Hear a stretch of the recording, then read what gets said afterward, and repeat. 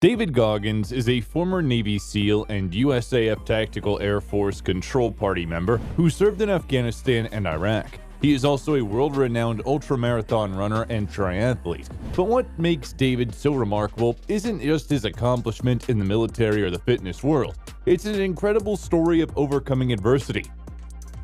Hello everyone, and welcome back to the channel. In today's video, we'll tell you all you need to know about David Goggins' tremendous rise to fame. But first, make sure to subscribe to the channel for more similar content. Let's dive in. In this video, we will take a closer look at David's life story and showcase how he became one of the fittest men on earth. By understanding the steps he took to become successful, we can better apply his principles to our own lives and hopefully achieve our own slice of greatness. With that said, if you're ready to learn about the mindset of one of the hardest men alive, let's dive right into the David Goggins story. David Goggins' beginnings were challenging. Starting at home, he endured a violent and controlling father, a family divorce, and poverty, all by the age of 8 years old. These adversities ended up manifesting as problems such as memory and attention issues, as well as a stutter.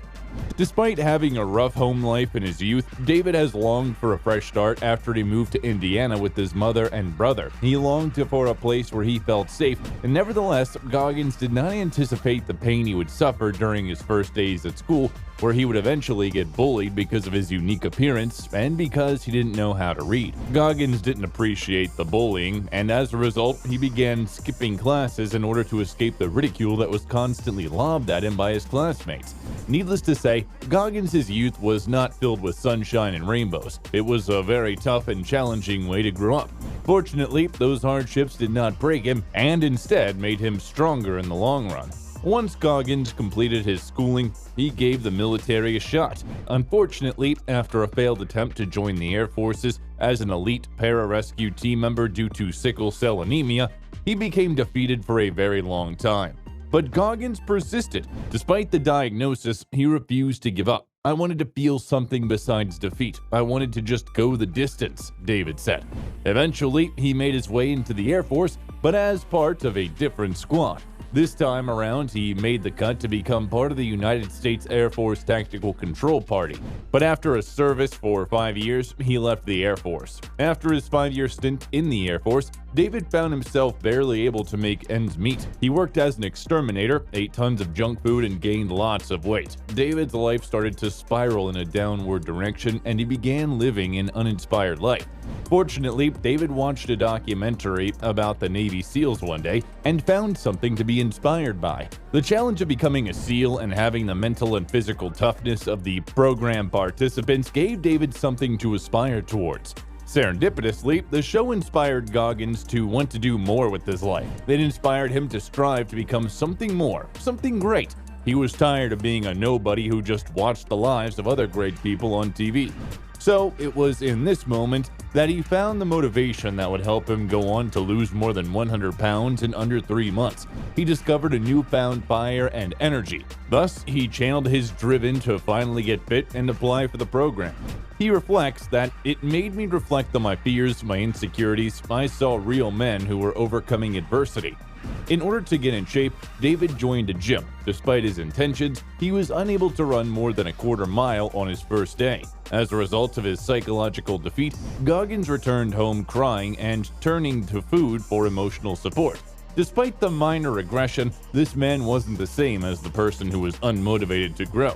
So he got back on his proverbial horse and kept moving forward. He began to cycle and heavily restructured and restricted his diet and successfully brought his weight down to be able to apply for the Navy SEALs within 3 months.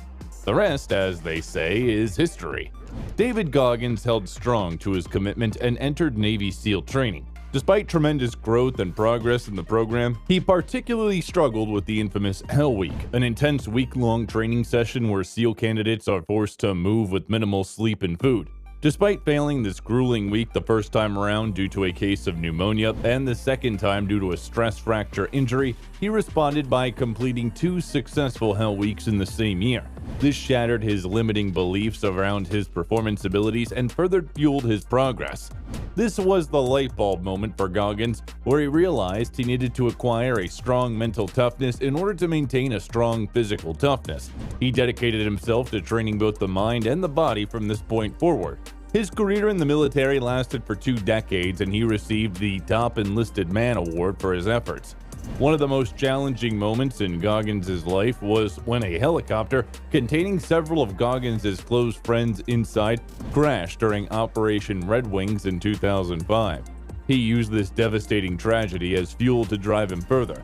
He raised money by long-distance running and donated the proceeds to the Special Operations Warrior Foundation, which grants educational scholarship opportunities to students who had lost their parents in the special operations sector.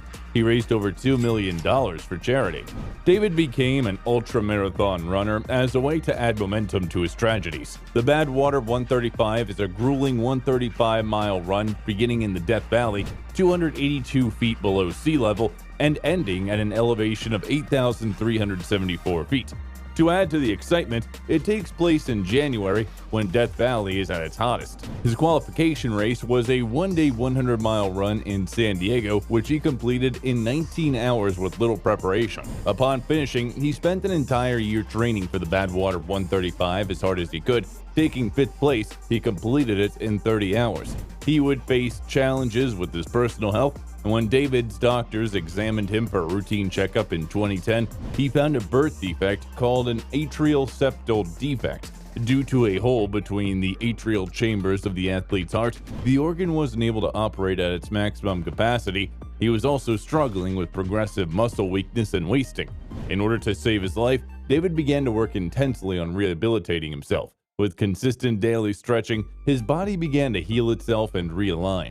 His heart also had time to restore and grow stronger. According to Goggins, his success is attributed to his day one, week one mentality. Every day he lives as though it's the first day of his new job. According to him, even though this mindset rubs people the wrong way, it works and makes him show up completely and with integrity.